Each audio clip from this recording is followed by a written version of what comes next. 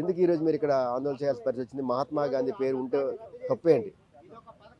మహాత్మా గాంధీ జాతీయ గ్రామీణ ఉపాధి హామీ పథకం దాదాపు యూపీఏ ప్రభుత్వం 20 సంవత్సరాల కిందట వామపక్షాల పోరాట ఫలితంగా స్థాపించబడినటువంటి ఈ పథకాన్ని జీ రామ్జీ అని పేరు మార్చి కేవలం ఆర్ఎస్ఎస్ బీజేపీ మత ఛాందస్వాదులు వాళ్ళకు అనుకూలంగా మార్చుకునే పద్ధతిలో దీన్ని మార్చారు.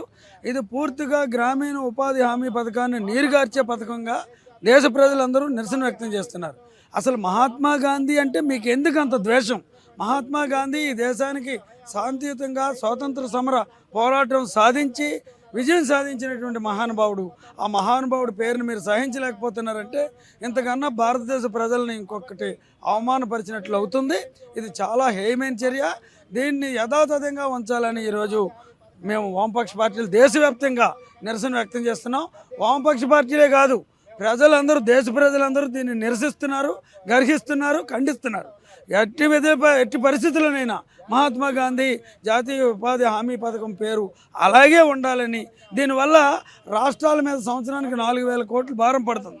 కేవలం రాష్ట్రాలు నెపం పెట్టి, రాష్ట్రాలు భరించలేకపోతున్నారనే నెపం పెట్టి దీన్ని నీరుగార్చి దీన్ని ఎందుకు పనికిరకుండా చేయడమే బీజేపీ ప్రభుత్వం కుట్ర. దీన్ని పూర్తిగా వ్యతిరేకిస్తున్నాం. దేశ ప్రజల పట్ల భారతీయ జనతా పార్టీకి ఏమాత్రం గౌరవం ఉన్నా మహాత్మా గాంధీ జాతీయ గ్రామీణ ఉపాధి పథకం యథాతథంగా అమలు చేయాలని మేము విశాఖపట్నం నుండి డిమాండ్ చేస్తున్నాం.